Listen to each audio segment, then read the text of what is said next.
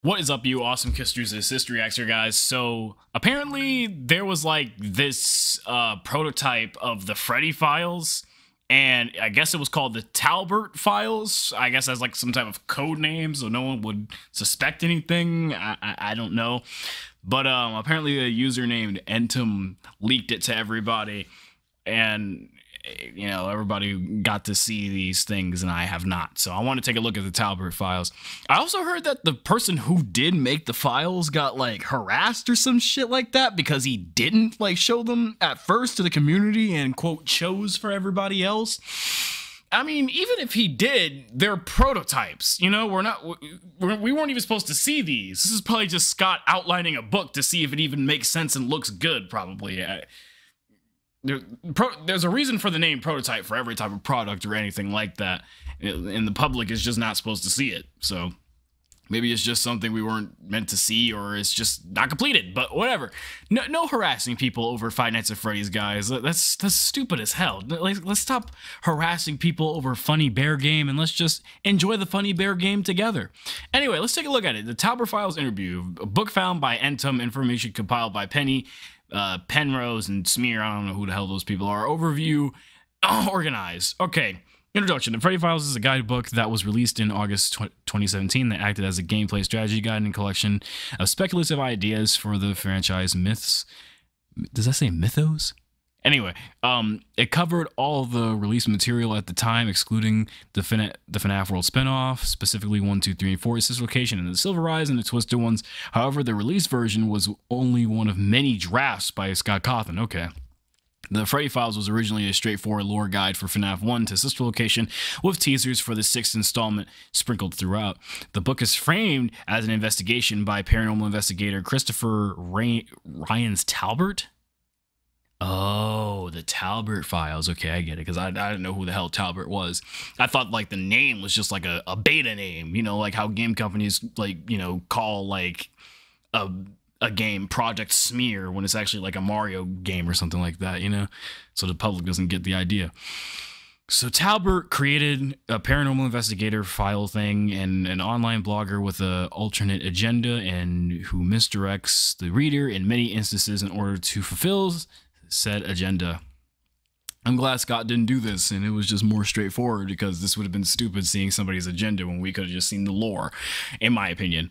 Let me zoom in. Instead of proposing theories and ideas based on the objective analysis of events that occur in the series, it was an attempt to create a comprehensive and detailed description of the series up until that point. Oh, never mind what I said then. Dated May 17, 2017, this is proof of the concept copy. Or this is proof of concept copy appears to line up with a draft Scott Cawthon mentioned in a passing many years ago, specifically what is marked as version 3 in the image below. In the beginning, there was an idea that the book should be from the perspective as an in-universe investigator trying to solve the murders in FNAF 1. However, that scope seemed to be too limited and wouldn't have been able to discuss the gameplay strategy since it was an in-game character. Then it was changed. I don't even remember reading this. I probably read this years ago and don't remember. Then it was changed so that the perspective would be from out-of-universe member of the FNAF community also investigating, trying to piece together the puzzle, but this would have ultimately been disappointing since the book wasn't designed to solve everything. Okay. Yeah, double never mind to what I said earlier. So then it was changed to be an in-universe online blogger trying to solve the mystery, but who had an alternative agenda and was trying to mislead readers of the book, which is still kind of weird, because like then you gotta like put like, then you gotta like think. I don't like thinking when it comes to these type of guidebooks. Just tell us. However, this was effectively creating an in-universe character and adding to the lore, which I didn't want to do. Yeah. However, those who know of this book's existence simply refer it as the Talbert Files. A word from Scott Cawthon.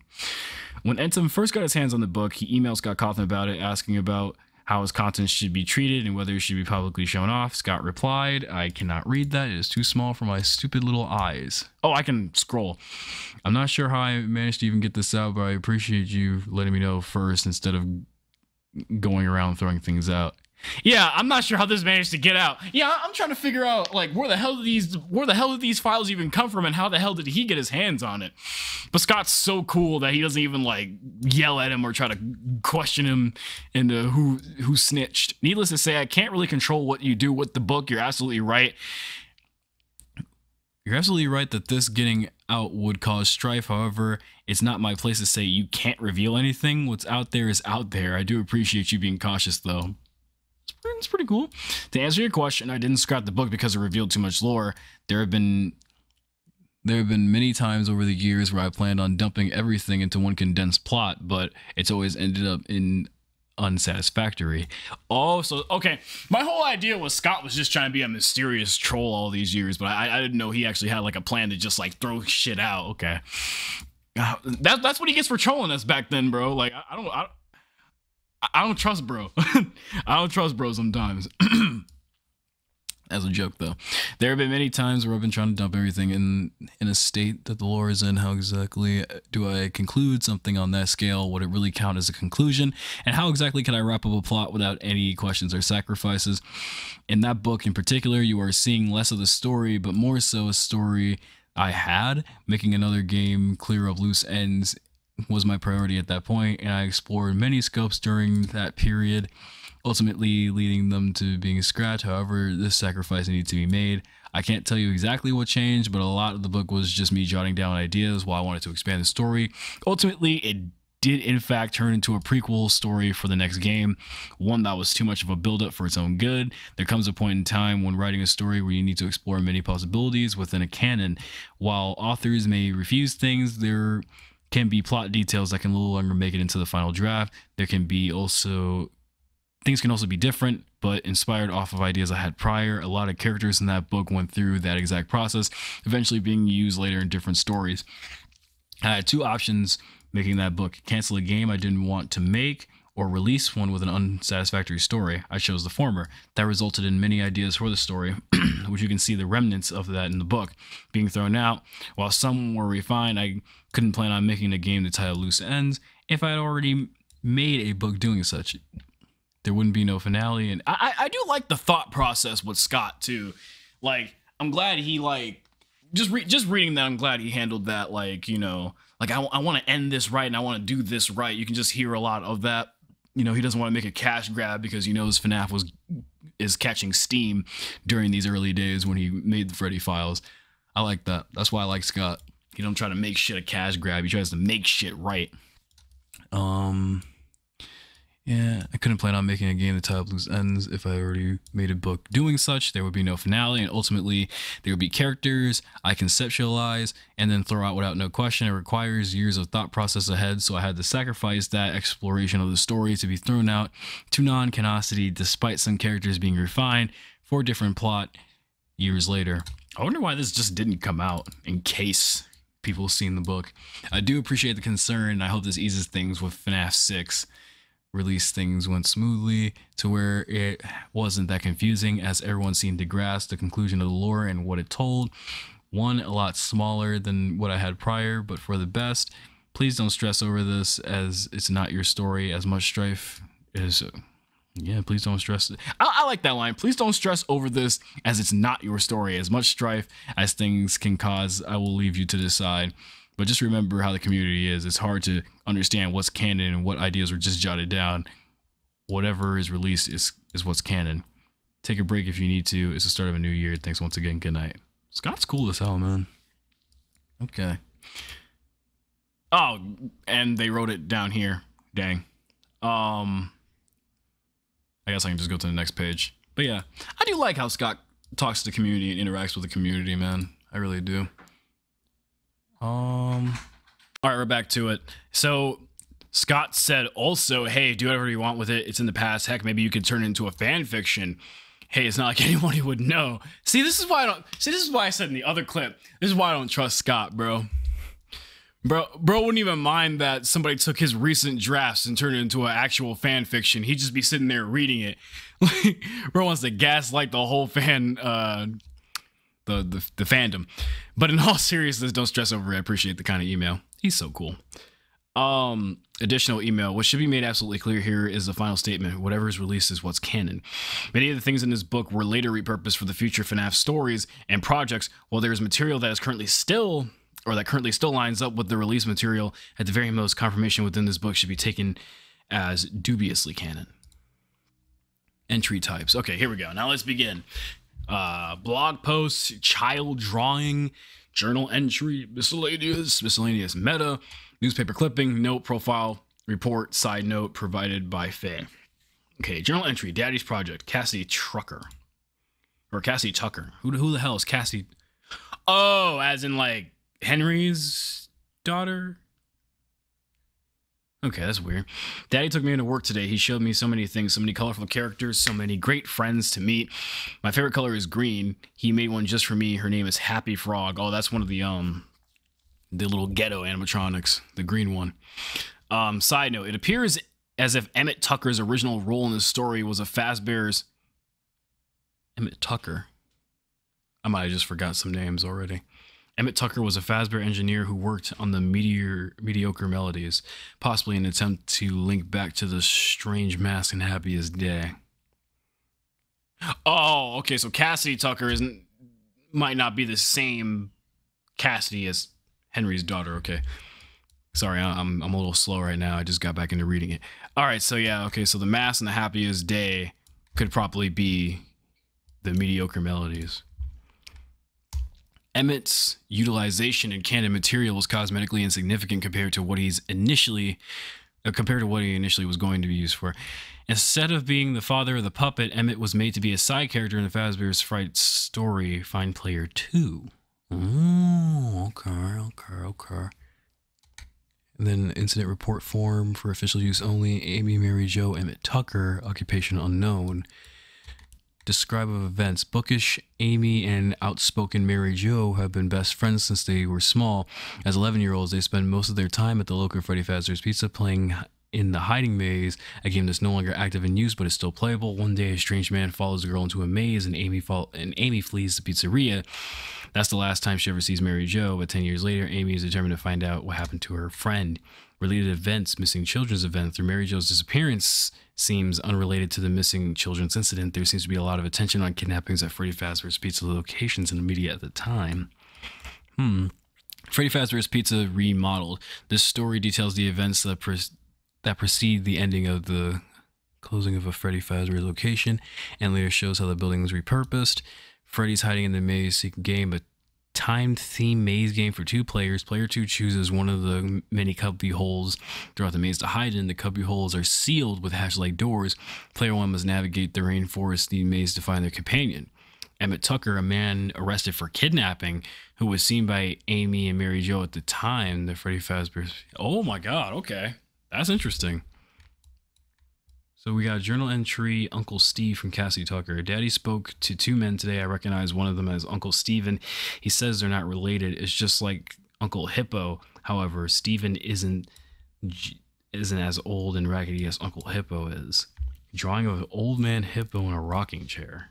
What the hell?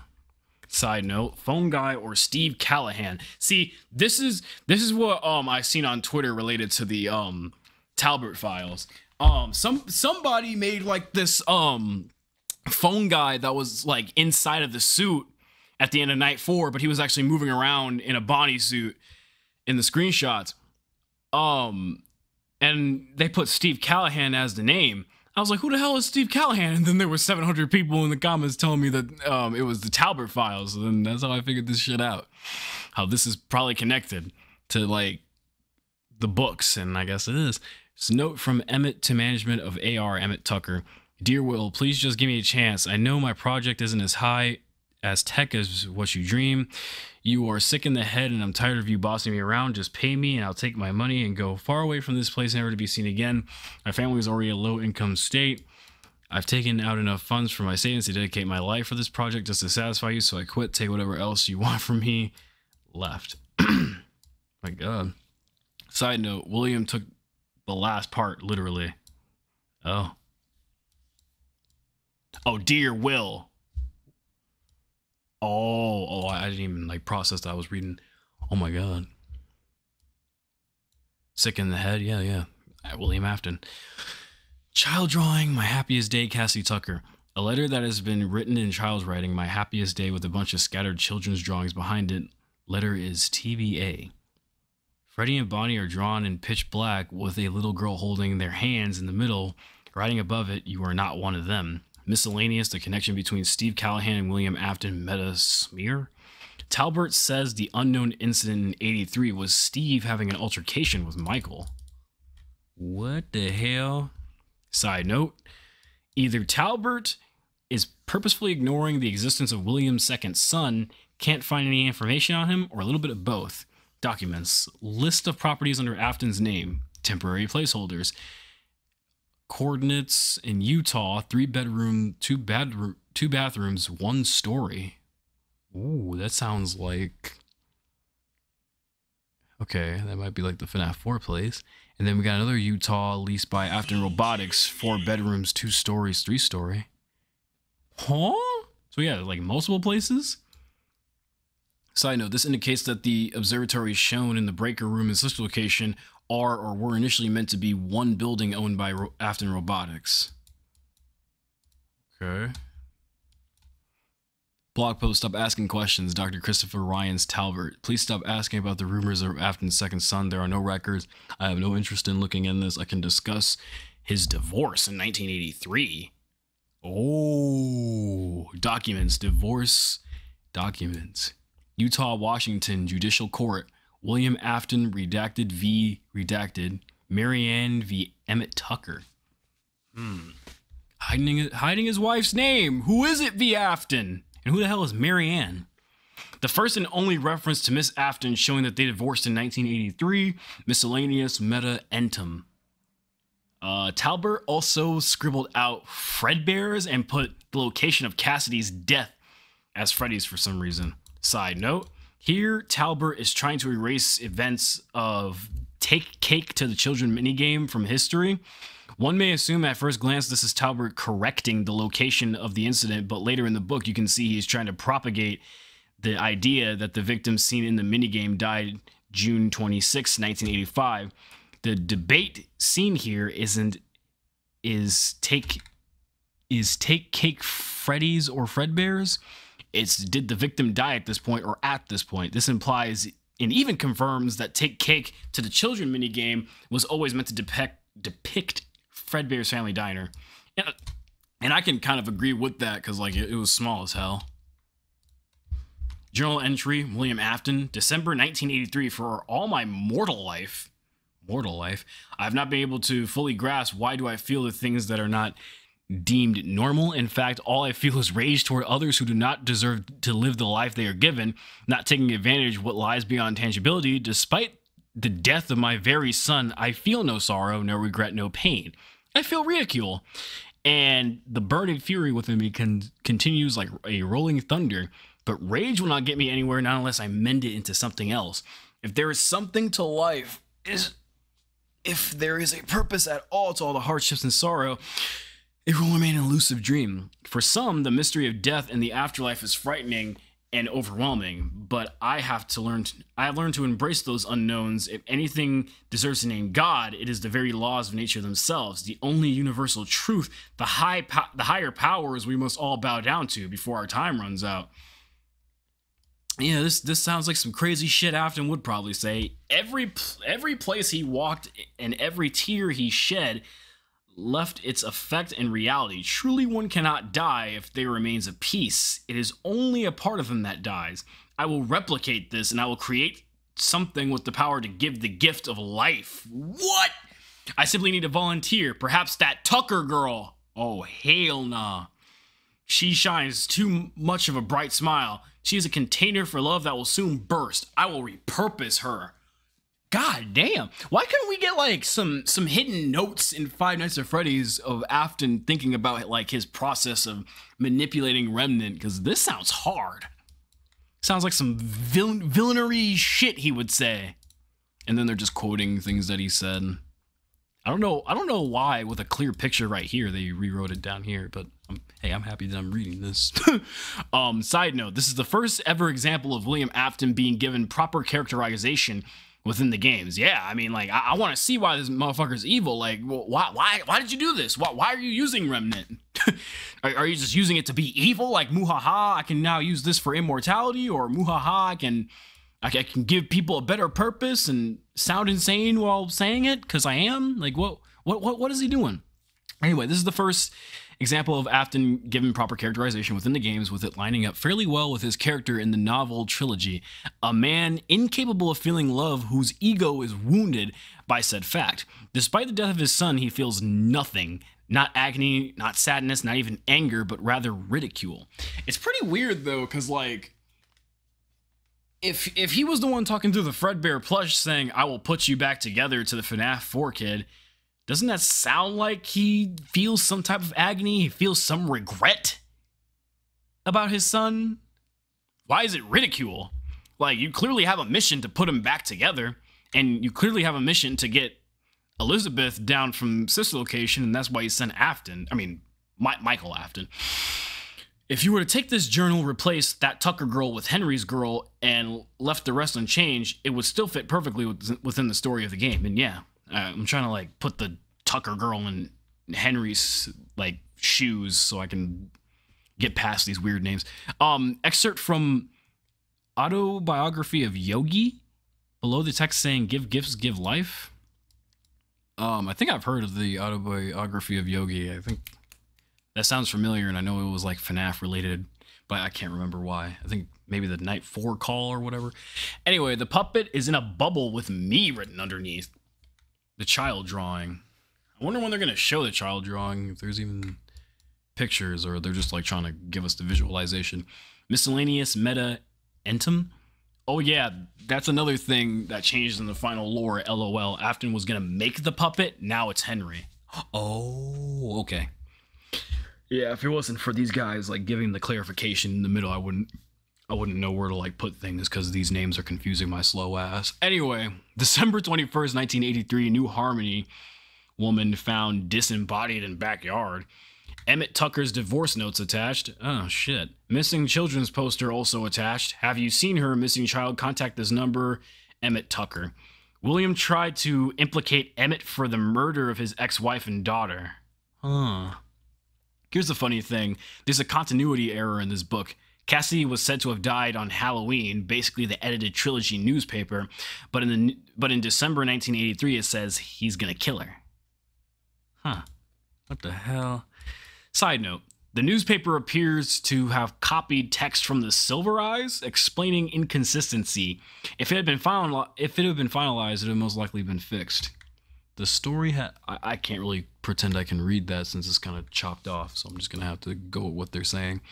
By the way, it wasn't archived from what I remember. The reason Cassidy was in Golden Freddy was because Steve Callahan and Cassidy Tucker were so close.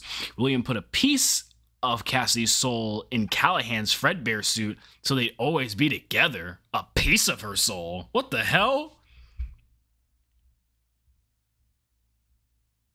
Wait, Cassidy was in Golden Freddy's suit was because...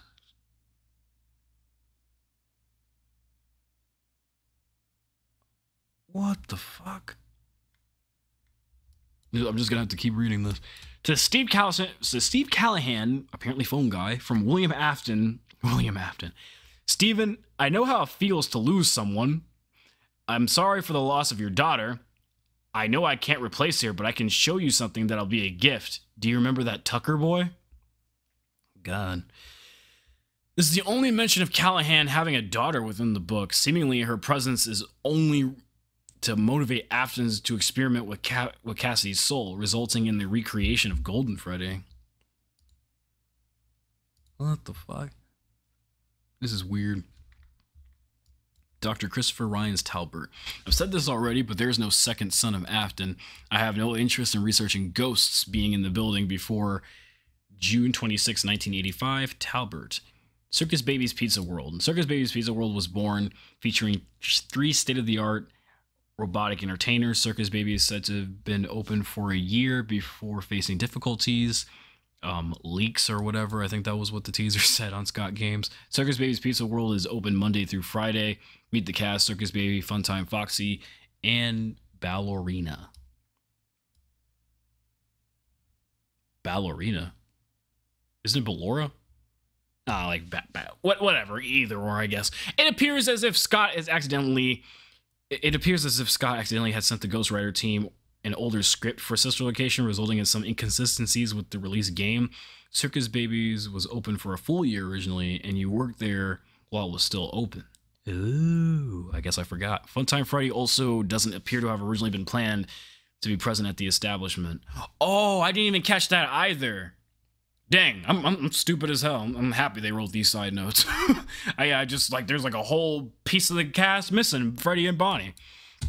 Newspaper clipping, local pizzeria under investigation for an unidentified child. Employees have seen a little girl running around the pizzeria in March 1985. People wonder if she's a missing child from a year ago. So people just see a little girl and don't go after her?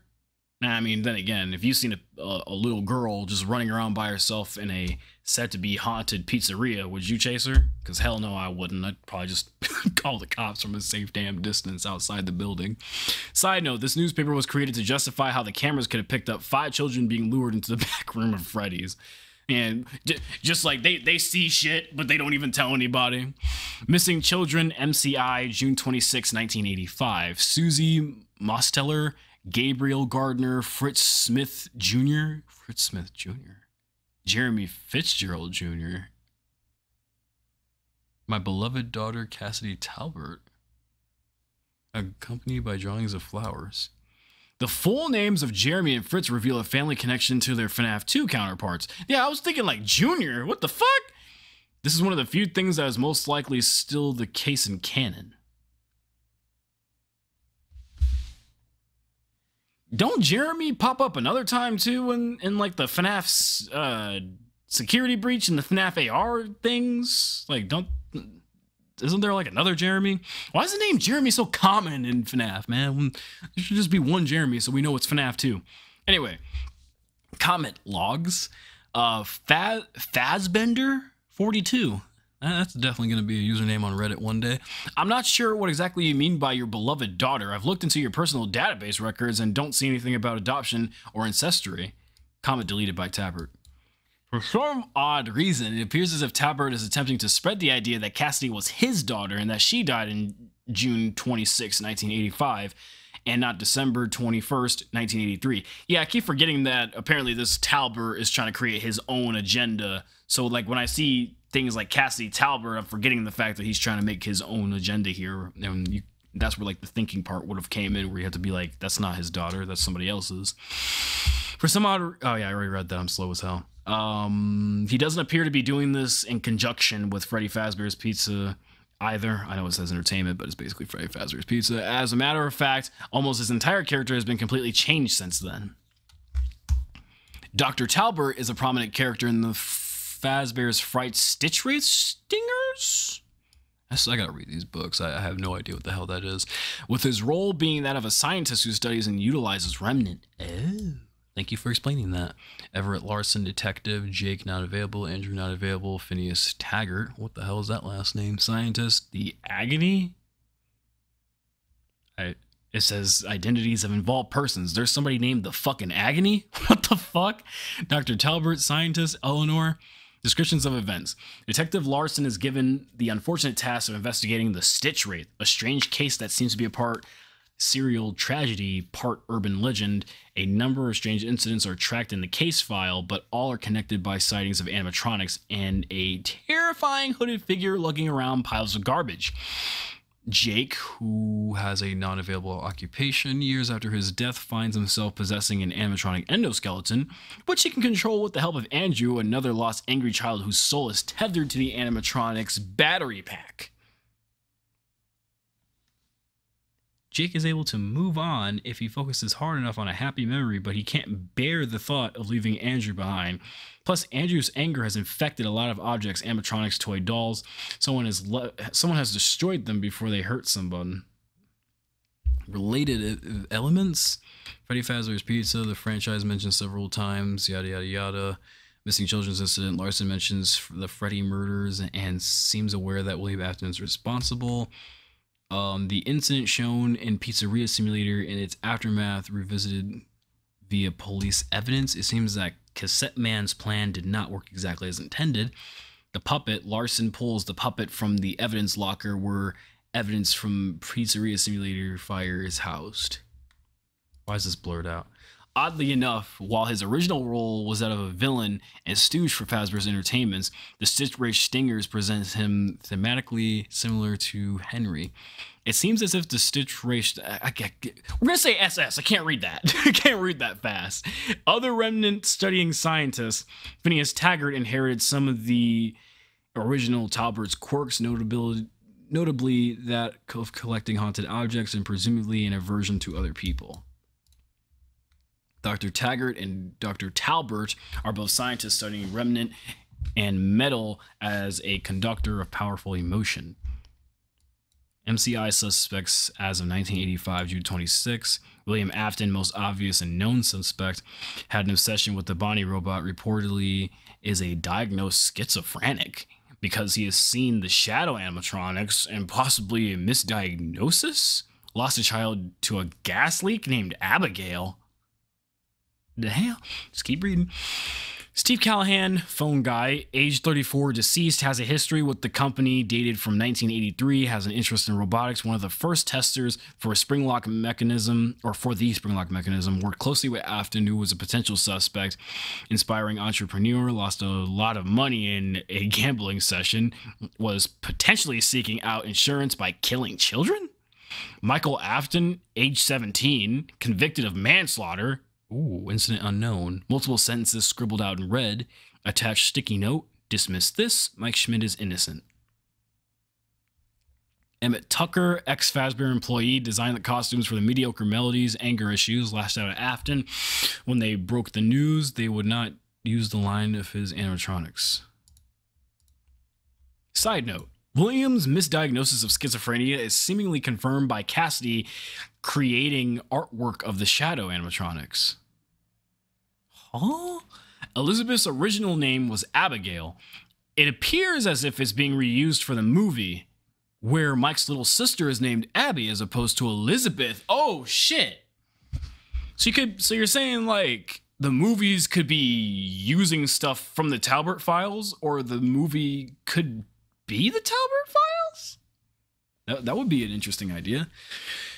Callahan's gambling session may be a nod to show Scott Cawthon developed a variety of mobile slot machine games in order to pull in small amounts of money for his family prior to the release of the first FNAF.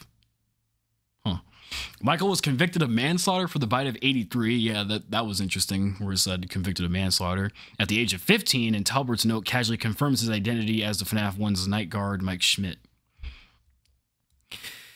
The missing children's safe room was planned to be sealed before the murders and was only sealed as soon as they happened. The bodies were never found because they were sealed inside. Miscellaneous. Leaked court documents from the MCI trial smear. Williams' attorney mentioned how he was involved in funding several sources alongside Fazbear's entertainment programs. It is claimed that he was not present at the pizzeria during the murders, but Phone Guy was. William was visiting a warehouse because one of the projects he was funding was construction for Spearman? Wait. Emmett Tucker was ultimately charged for the murders, although he was released in his state. Although he was released as stated in the FNAF 1 newspaper, I remember this. The suspect has been charged.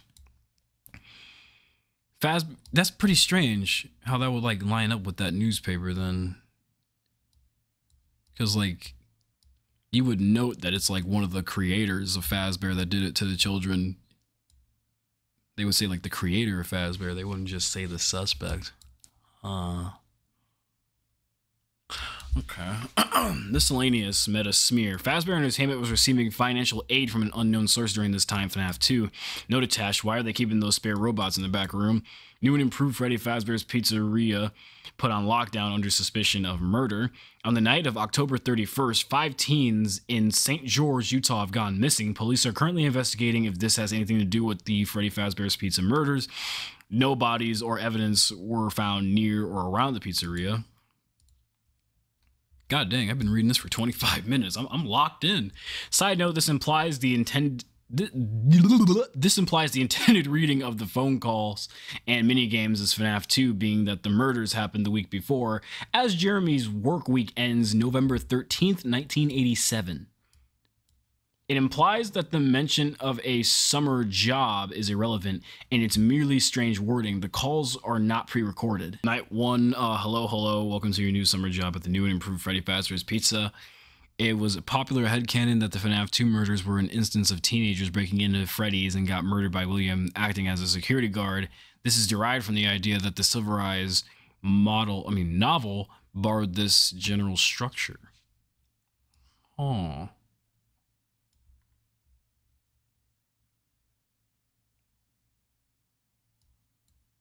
Interesting.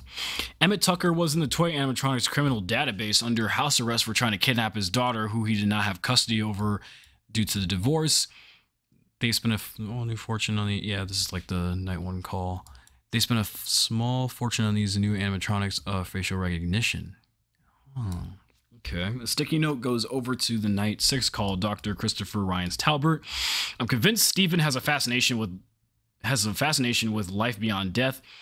On the 6th phone call on the night guard's shift, it is mentioned Stephen would have taken the job afterwards. Little burb of red text. How would Stephen know about the usage of the golden suit? Talbert tries to convince the reader that William Afton is not actually the murderer, pinning it on Stephen Callahan instead. Yeah, I'm noticing that. This is an instance of Talbert spreading misinformation based on popular theories within the fandom that have been debunked. Specifically, the theory that the phone guy was the killer. Oh yeah, I'm remembering that. Cause that is kind of funny if like Talbert's over here like using like fan theories about like how the phone guy apparently used to hold like a phone, and then everyone thought like since he was out here holding the phone like this and shit that he was the actual purple guy in the FNAF 2 minigames. And people say that it was a hand crank too. One of Talbert's blog posts mentions in passing that Foxy committed the bite of 87. Yeah, that's a theory too. Mike Schmidt is having the FNAF 2 dreams. Side note, whether or not this is a misdirect or fact is unknown. Another guard missing at infamous establishment. Another guard missing at infamous establishment. And what is the latest string of disappearances at Freddy Fazbear's Pizza? Another guard has vanished during the final shift. The guard identified as Stephen Callahan was last seen leaving at around 10 p.m. Saturday night. The establishment was reportedly closed at the time of Callahan's disappearance, making him the second, I think that says, night guard to disappear in the city of Hurricane this year. Police are currently searching any information on Callahan's whereabouts, but so far have become empty-handed. Circled in red ink, phone guy. And what appears in a string of disappearances at Freddy Fazbear's Pizza, another night guard has vanished during his final shift. The guard, identified as Stephen Callahan, was last seen leaving the establishment around 10 p.m. on Saturday night. The establishment was reportedly closed at the time of Callahan's disappearance, making him the second night guard to disappear in the city of Hurricane this year. Police are currently searching for any information on Callahan's whereabouts, but so far has come up empty-handed. The FNAF 1 Golden Freddy poster actually happens canonically, dubbed the Golden Freddy effect. What? I guess that's why it's miscellaneous, because I'm trying to remember who the fuck said Golden Freddy effect. Maybe miscellaneous is just like throwing some extra facts in there. Side note, or did I just like literally forget what I read or I missed it? Anyway, side note, the FNAF 1 Night 4 call ends with Golden Freddy's roar. It sounds like, it looks like, strangely, due to Steven and Cassie's connection, Golden Freddy ended up being the one who killed him. Hey, do me a favor, maybe sometime you can check out those suits in the back room. Yeah, that's the Night 4 phone call. The loud screech is Golden Freddy's roar. Oh yeah, Talbert goes on an extended vacation in Aruba at one point in the book. Just found that funny. Okay. Dr. Christopher Ryan's Talbert was being paid by Fazbear Entertainment. There was another paycheck from Fazbear Entertainment for $100 grand with an attached letter, Fazbear Entertainment, regarding your last invoice. Talbert directly quotes putting the pieces back together in reference to figuring out what happened at Freddy's. Bro's being paid to lie. Talbert just says they have a place for him with no context or reason. Okay. Miscellaneous. Talbert is apparently said to be a part of a team that finds Springtrap. Bro is a liar. I like, we're checking down a good. Oh yeah, this is the. I think this is the night 1 phone call in FNAF 3. We're going to take a peek and see what we can find. Yeah, and then the next night they're like, we found one, a real one. Fazbear's Frights Horror House was created by Fazbear Entertainment to capitalize on the rumors.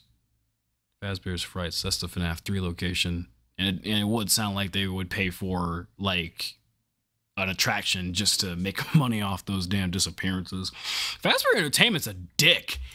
Talbert describes the Happiest Day minigames as an actual physical arcades in FNAF 3 location influenced by what is essentially remnant, emotional residue. He ignores them entirely. From Fazbear's Frights Horror House Management. From management, please make it apparent that none of the arcades in the building are for entertainment use. They are only for display. Miscellaneous St. George auction. Freddy Fazbear plush vintage auctioned off to Christopher Talbert. Bonnie plush auctioned off to Talbert. Chica plush. So he's just getting plushies of all the animatronics and masks. Okay, and Charred Bunny. Okay. Alright. The few items that were salvaged will still be sold at a public auction. Oh, so that connects to the auction that Talbert has. He was probably buying the items because they had remnant on them. Paycheck to Talbert. To Talbert, second paycheck from an independent source for $100 with an attached letter. I know who you are. Contact this number, St. George, Utah. The phone number listed makes a strange reappearance as Charlotte's bracelet code? Huh. So that would be Henry, I guess? And then they use the Helpy blueprint. Oh, they use the Helpy's blueprint because that's the fucking bracelet code. Oh, okay. I was wondering why. Damn. I wouldn't even remember that. I wouldn't remember from FNAF 6 that was actually her bracelet code. Like, I'm glad the fandom still has everything trapped in their brain. Me fucking going through FNAF knowledge for like 8 years in my brain. Sometimes I forget things. Especially when the games don't be coming out every year like they used to. Newspaper clipping, the St. George Stitch Wraith. Local residents have named it Stitch Wraith as it has been mending multiple toys into a collection of items while it's also carrying what appears to be a Stitch plush in its right hand. People describe the ghastly figure as a dead man walking. The St. George Stitch Wraith received its name from rumors that the ghastly figure was stitching bodies together and putting them into trash bags overnight. There are also rumors that it's been stuffing human remains into multiple stitched plushies. The whereabouts of the Stitch Wraith are unknown, but the police continue to investigate. What the hell? Sorry, I edited the clip to see how many pages were left. I didn't look at the pages themselves, but I'm getting to the end. I thought I was reading like a full-on book for a minute, and I was like, hang on, this video is going to be like a whole hour long at this rate. Okay, St. George, Utah. Rumors of a dead man walking. The man was walking through town collecting things in alleyways wearing a black cloak, like a Dementor, I guess. His face was discolored and purple. His eyes missing with pinprick white dots. Supposed to be Afton? Is that why he's right there? It appears as if Michael Afton... Oh, Michael Afton. Right, I forgot. Michael Afton's a purple guy, too. Literally. It appears as if Michael Afton was originally planned to take the role of the Stitch Wraith as an urban legend, while also possibly killing people. In Fazbear's Fright Stitch Wraith Stingers... Stitch Wraith Stingers. Can you say that fast? The reader follows the perspective of an endoskeleton haunted by a spirit of two boys named Jake and Andrew. Oh, I thought Jake and Andrew were like supposed to be Golden Freddy. It's just two kids wearing a big coat. Oh, God. Oh, my God. And that's what it's supposed to look like? Hell no, I will run away. The voice from the sewer drain. The citizens of St. George, Utah were startled by strange noises coming from the sewer drain. Poor Utah in the FNAF universe, man. There's too much shit happening there. It was described as a groaning voice, also described as unsettling, eerie. Reports of phenomenon of children speaking to sewer drains. Parents note eerie similarities to it. Yeah, like Pennywise shit, yeah. It's speculated to be the voice of a ghost or wild animal. St. George has been under fire for many urban legend phenomena, where people claim to be children running across the streets at night, disappearing seemingly into thin air. Oh, yeah. You do not want to live in Utah. in the FNAF universe. You got ghost kids running around in the street. Man, I'll be... Nah. You'll see me moving like, I don't know, Wisconsin or some shit. Ohio. I don't know. I'm out. Reported children Texas. Reported children disappearing in the sewer. Security camera footage has not reported any sights of these children.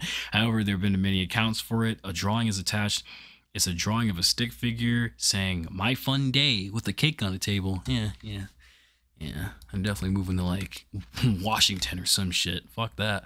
For the following two reports, interestingly lean into the angle of FNAF 6 salvages and animatronics being urban legends within Utah before the events of the game.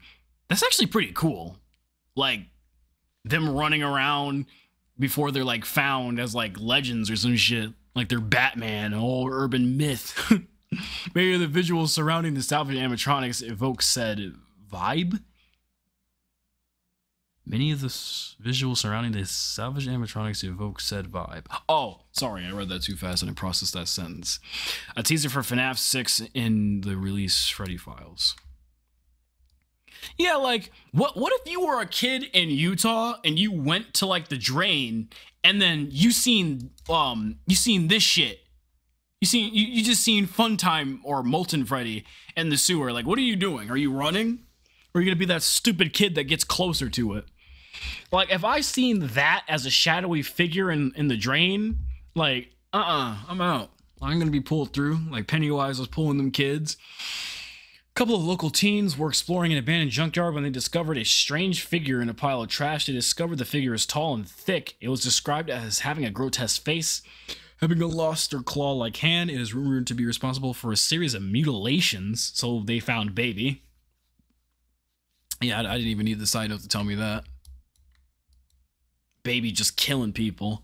A resident of St. George reported that their child mentioned a voice coming from their attic. Things got a bit more sinister when the boy's pet rabbit was gone overnight. When the parents walked into the gruesome sight, they noticed a bear-shaped silhouette ascending into the attic. That's Molten Freddy. Oh, nah. Molten Freddy in your attic? That annoying-ass robot? I couldn't even deal with Molten Freddy, bro. Nah. Emmett Tucker's search history. How to light lighter fluid efficiently. Missing children reports between 1980 and 1999 in Washington County, Utah. Utah? Why did I say it like that? Utah? Where is Fredbear's Family Diner? New Harmony, Utah. Further parallels between Emmett Tucker and Henry Emily, as Emmett originally played the same role Henry would later fill in the release FNAF 6. Fredbear's Family Diner is also implied to be the setting for the original FNAF 6. Really? Oh yeah, because wasn't there like a Fredbear sign somewhere down there? You can actually walk around in ruin? No, not ruin. Security breach. But I thought it said like Freddy's Pizza Place or something. It doesn't say Fredbear's Family Diner. But I guess that would be like a repurposed Fredbear's Family Diner if they just changed the name. Did you guys figure out that Talbert was the original FNAF 6 protagonist and that in fact this job listing was intended for him, and that it would certainly be an odd circumstance if Michael were to perhaps find that job listing not intended for him? I wonder if that is referenced in the final game. Huh. What the hell? And to you, this is referenced in FNAF 6, and to you, my brave volunteer who somehow found this job listing not intended for you, although there was a way out planned for you, I have a feeling that's not what you want. I have a feeling you are right where you want to be. Henry talking to Michael. With the canonical Dr. Talbert's knowledge of Remnant, it could be that Henry intended to work him during the released FNAF 6 before Michael took the position instead. Damn! Bro was about to burn him too! For the future, Dark Horse Comics. The last page of the release Freddy Files was a peek into the future of the series, promising more games and more books. Notably, a teaser at Scrap Baby for the FNAF 6 was present. I remember that. The Talbert Files last page was also similar in structure to this. However, it mentioned one thing that has never come into fruition. Five Nights at Freddy's Dark Horse Comics. Dark Horse? While this was ultimately ditched in favor of the not very good graphic novel adaptation of The Silver Eyes, we do possibly have a remnant of this. Ha ha ha. In 2020, Brian Chirula made a tweet showing off a tryout for Five Nights at Freddy's GN series. There's a Twitter link, I'm pretty sure, but that does not work. Next page. Five Nights at Freddy's The Silver Eyes. Graphic novel looks cool though. Should try that. I should wait. Oh, never mind. It's what I was about to say. Conclusion regarding the FNAF 6. During FNAF 1 through 4, Scott was largely throwing ideas at the wall, but by this location, and especially FNAF 6, he actually began planning stuff out. Rarely does he completely get rid of ideas. Often they'll work their way back into the franchise, even if they're radically different. Hell, the Fazbear Frights books seem to largely only exist because he scrapped this book. This really recontextualized almost every comment he said around this time period, especially in regards to FNAF 6. When FNAF 6 was canceled and that it released a few months later, May assumed his original statement on the game's development was a joke. However, knowing what he was planning this entire time recontextualizes this to a pretty insane degree. FNAF World was something Scott described as a lesson in learning to respect his fan base. The Fazbear Frights books ultimately served a lesson in learning how to reel in concepts in order to make them feel like they can coexist within one universe. The Talbert Files serves as one of the most important lessons Scott has ever learned. Plan your story out before you tell it. Yeah. I think that also goes back to why he was saying like a lot of stuff about doing it right in like the first few pages of this, because like he really wants to do right by the series, and then I guess he like locked in by like FNAF 6 and realized like, yeah, I got to do this story right, and this is how I'm going to tell it. That's cool. That's cool. Like I said earlier in the video, I'm glad he didn't turn like a bunch of ideas into an annoying cash grab that doesn't make sense. He actually wanted to turn this huge thing into something that he can tell and end it with properly and make games on properly. In an attempt to give fans what they wanted, a conclusion that answered every single lingering unanswered question. In the first 4 games, Scott made something too bloated for its own good and hackneyed it all in the wrong places. He wanted to tell a story that he enjoyed putting together. Fans wanted a playable visual encyclopedia. Doesn't that sound familiar? The Cassidy screenplay. Basic setup, diving deep. The screenplay packed in a lot of lore following the story of Cassidy. Problems, spanning multiple time periods, following multiple characters, featuring lore from multiple games. This was pretty saturated to a fault. It may have been the most satisfying to most hardcore fans, but it would have left the majority of people confused and lost. Hey, maybe this was the most accurate screenplay. Verdict, ultimately more of a visual encyclopedia than a movie that wasn't satisfying even to me. Out. At the end of the day, Scott decided to line up the story with the novels, particularly by introducing Henry and Charlie to the Prime canon in place of Emmett and Cassidy. Cassidy was chosen to be the name of Golden Freddy's child victim. Emmett Tucker was reduced to a similar but significantly smaller role in the Freddy Fazbear's Fright stories, and Michael's identity as St. George Stithwraith, or Michael's identity as the St. George Stithwraith, was given a new character. It is reassuring to know that Scott doesn't throw things away, no matter how insignificant the ideas can be. He always finds a way to work things back in. And yeah, that's what I like about storytelling, good storytelling. You always try to make shit right and do it right. With the movie coming soon, maybe we'll see the return of Stephen Callahan or Jeremy Fitzgerald Sr., and maybe sometime after that, this will become public. For now, all we can do is wait. Oh, and that's the picture of the child drawings they were talking about. Holy hell. Holy hell, holy hell, holy hell. That was a monster load of information that could really be like inserted into certain parts of the story. And I do like how this Talbert Files book from these people really showed you like how it could be inserted. And I'm glad too. They basically did my job for me, so I didn't have to like sit here and be like, hey, Emmett sounds like Henry, and, you know, Cassidy sounds like the actual fucking Cassidy. You know, like, it takes too much critical thinking for me, and I can't really do that sometimes. But, yeah, let me know what you guys think about the Talbert Files, and, yeah, hopefully nobody gets harassed over FNAF content again. Because, like, just because somebody didn't decide to take out a prototype book to the world doesn't mean they need to be harassed for it. And if I'm wrong about that, I'm sorry, but I swear I read that on Twitter that, like, this Entom fellow just decided to not show it to the world knowing this information, and then people got mad at him for it. It's like, y'all already have the fucking Freddy Files. You already have what that book was talking about, so there's nothing to be mad about, and there's nothing to be mad about in general over Scary Bear video game. All right? Like, it's weird. It's almost like people are being mad at, like, not having the beta when the damn whole thing is out right in front of you, or on the screen, actually. I don't even know why the hell I'm pointing over there when it's right here. So, yeah, we got what we wanted. We got what we needed, and Scott made exactly what he needed to. So, yeah. I'll see y'all later. Peace out.